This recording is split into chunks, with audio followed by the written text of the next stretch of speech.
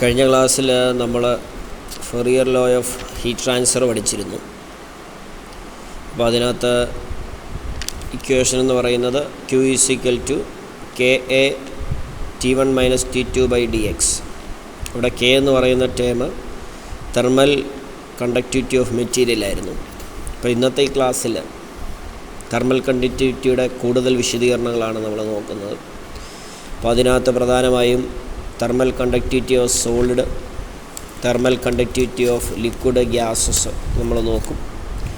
അപ്പം thermal conductivity K എന്ന് പറഞ്ഞാൽ നമുക്ക് അതിനൊരു ചെറിയ ഡെഫിനിഷൻ കൊടുക്കാൻ പറ്റും. ഇക്വേഷനിൽ നിന്ന് നമുക്ക് എഴുതാൻ പറ്റിയ ഡെഫിനിഷൻ തന്നെയാണ്. ഇങ്ങനെയാണ് പറയുന്നത്: thermal conductivity K of A material is defined as the heat conducted through A body of unit area and unit thickness in unit time with unit temperature difference. അതായത് Q = KA × T1 - T2/dx എന്ന് പറയുന്നതിനെ നമ്മളൊരു സെൻറ്റൻസായിട്ട് ഡെഫിനേഷനായിട്ട് എഴുതിയൊക്കെയാണ്. അപ്പം ആ ഇക്വേഷനിൽ നിന്ന് തന്നെ equation പഠിക്കാമെങ്കിൽ ഈ ഒരു ഡെഫിനേഷൻ നമുക്ക് ബൈ ഹാർട്ടായിട്ട് പഠിക്കാനായിട്ട് പറ്റും. അപ്പോൾ എക്സാം ഓറിയൻറ്റഡ് ആയിട്ട് ഒരു പക്ഷേ ചോദിക്കും, തെർമൽ കണ്ടക്ടിവിറ്റി എന്താണെന്ന് ചോദിക്കുമ്പോൾ നമ്മൾ ആ ഇക്വേഷനും അതുപോലെ തന്നെ ഈ ഡെഫിനേഷൻ കൂടെ എഴുതി വെച്ചാൽ മതി.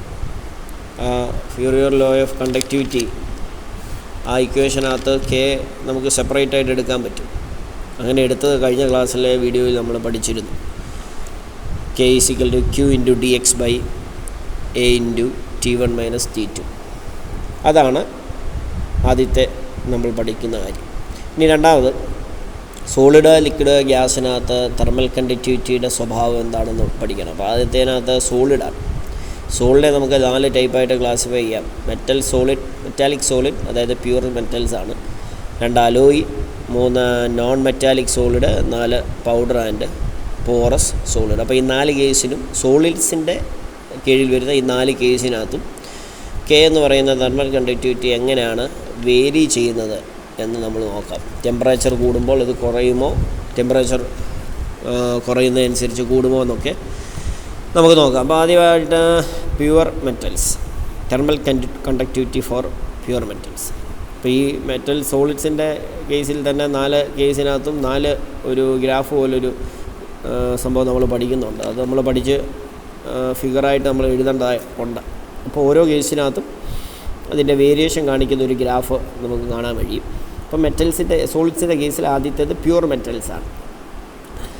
നോർമലി സോളിഡ്സിൻ്റെ കേസിൽ ഹീറ്റ് ട്രാൻസ്ഫർ ചെയ്യുന്നത് ഹൈ ടെമ്പറേച്ചർ ടു ലോ ടെമ്പറേച്ചറാണ്.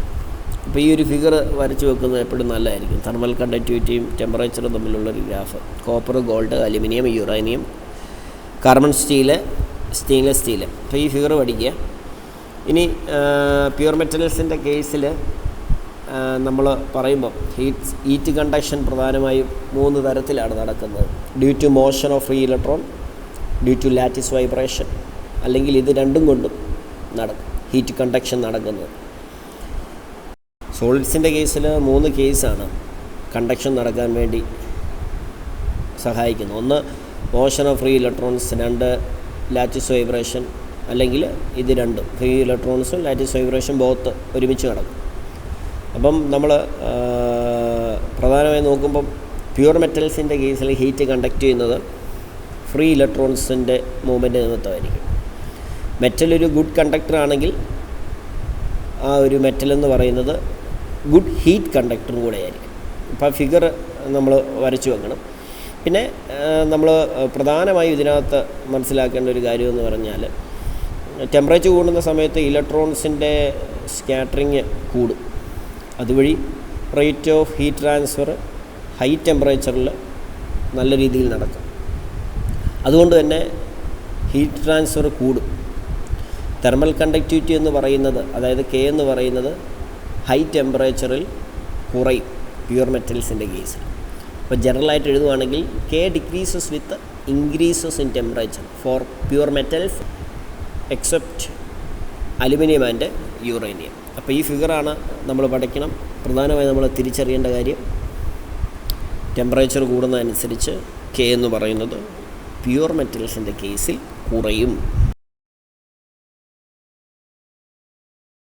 ഇനി രണ്ടാമത്തെ സോളിഡ്സിൻ്റെ കേസിൽ വരുന്നത് അലോയിസാണ്, തെർമൽ കണ്ടക്ടിവിറ്റി ഓഫ് അലോയ. അതിനകത്തും ഒരു ഫിഗർ, ടെമ്പറേച്ചർ വേരിയേഷൻ്റെ ഒരു ഫിഗർ നമുക്ക് കാണാൻ കഴിയും. ഇവിടെ കെ എന്ന് പറയുന്നത് വേരി ചെയ്യുന്നത് എങ്ങനെയാണെന്ന് ചോദിച്ചാൽ കുറയുമല്ല.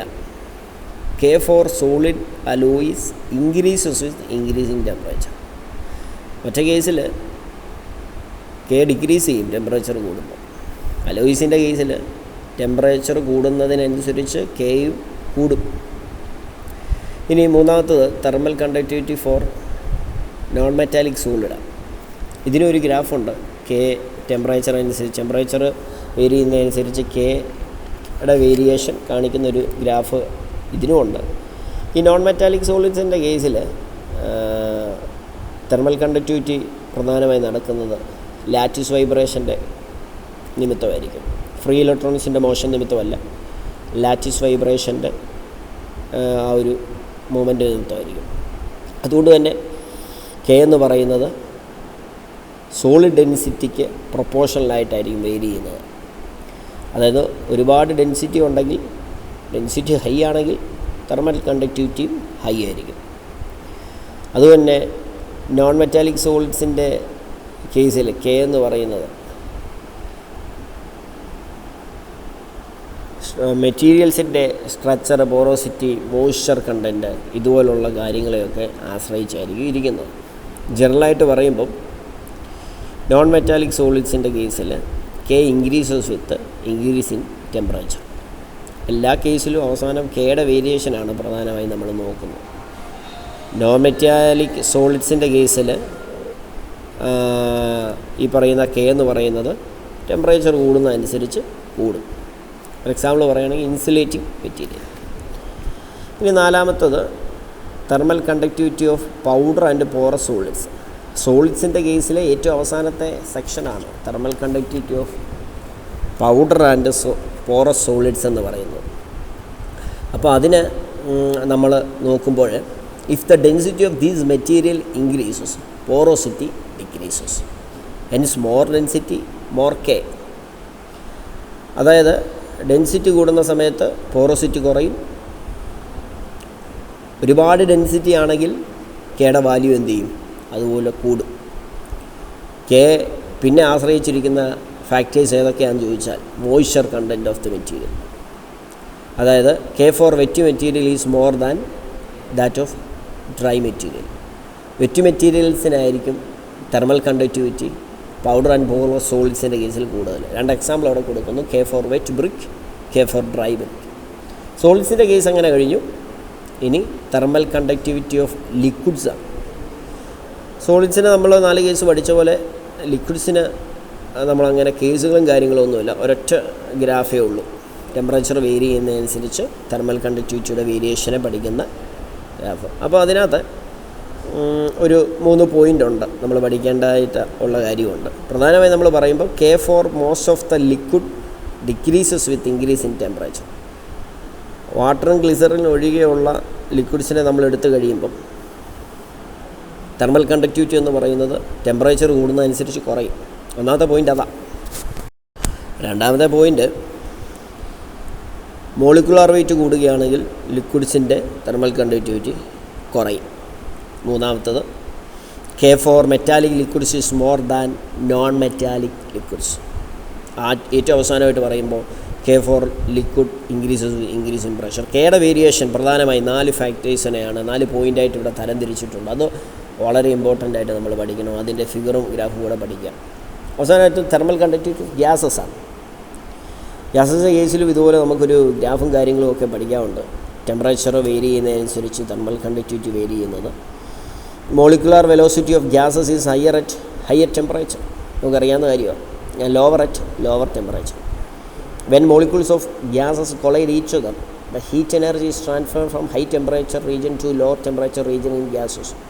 The heat energy is stored in molecular internal energy as a result of increase in kinetic energy.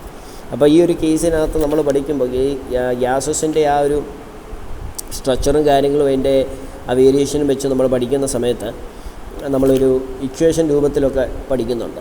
പ്രധാനമായും നമ്മൾ പഠിക്കുമ്പം ഇൻറ്റേർണൽ എനർജിയുടെ രൂപത്തിലാണ് നമ്മളതിനെ പറയുന്നത്. More internal energy is a result of increase in temperature. So internal energy is a function of temperature. മുകളിൽ പറഞ്ഞ കാര്യങ്ങളനുസരിച്ചാണ് ഇക്വേഷൻ വരുന്നത്. U = CV × T. ഇക്വേഷൻ വളരെ ഇമ്പോർട്ടൻ്റ് ആണ്. CV എന്ന് പറഞ്ഞാൽ specific heat at constant volume. Specific ഹീറ്റിൻ്റെ ഇക്വേഷനാണ്. കോൺസ്റ്റൻറ്റ് വോളിയത്തിലുള്ളത് CV. CP യും CV ഒക്കെ നമ്മൾ ഫസ്റ്റ് ഇയറിൽ ബേസിക് മെക്കാനിക്കലിൽ പഠിച്ചതാണ്. അപ്പോൾ CV എന്ന് പറയുന്നത് കോൺസ്റ്റൻറ്റ് വോളിയത്തിലുള്ള സ്പെസിഫിക് ഹീറ്റാണ്. കൈനറ്റിക് തിയറി ഓഫ് ഗ്യാസസിൻ്റെ ആ ഇക്വേഷൻ വെച്ച് നമ്മൾ പറയുമ്പോൾ സമയത്ത് K എന്ന് പറയുന്നത് is a function of CV.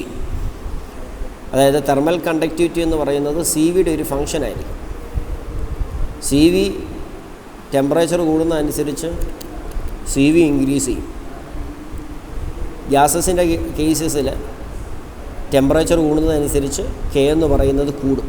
അപ്പോൾ അതാണ് ഇതിനകത്ത് main fact. K for gases increases with temperature. ആ ഫിഗറിൽ നമുക്ക് വ്യക്തമാണ്. അപ്പോൾ ഈ ഒരു ഇത്രയും കാര്യങ്ങൾ നമ്മൾ ഡിസ്കസ് ചെയ്ത കേസിൽ പ്രധാനമായും തെർമൽ കണ്ടക്ടിവിറ്റി K, അതിൻ്റെ വേരിയേഷൻ ഏതിലൊക്കെ സോളിഡ്, ലിക്വിഡ്, ഗ്യാസസ്. സോളിഡിൽ തന്നെ മെറ്റാലിക് സോളിഡ് ഉണ്ട്, അലോയ് ഉണ്ട്, നോൺ മെറ്റാലിക് സോളിഡ് ഉണ്ട്, പൗഡർ ആൻഡ് പോറസ് സോളിഡ്സ് ഉണ്ട്. ഇതിന് 4-നകത്ത് ഫിഗറുണ്ട്.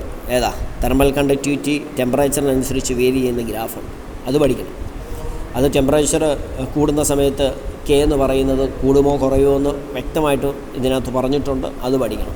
പിന്നെ ലിക്വിഡിൻ്റെ കേസിലും ഗ്യാസസിൻ്റെ കേസിലും അതുപോലെ തന്നെയാണ് കാര്യങ്ങൾ കിടക്കുന്നത്.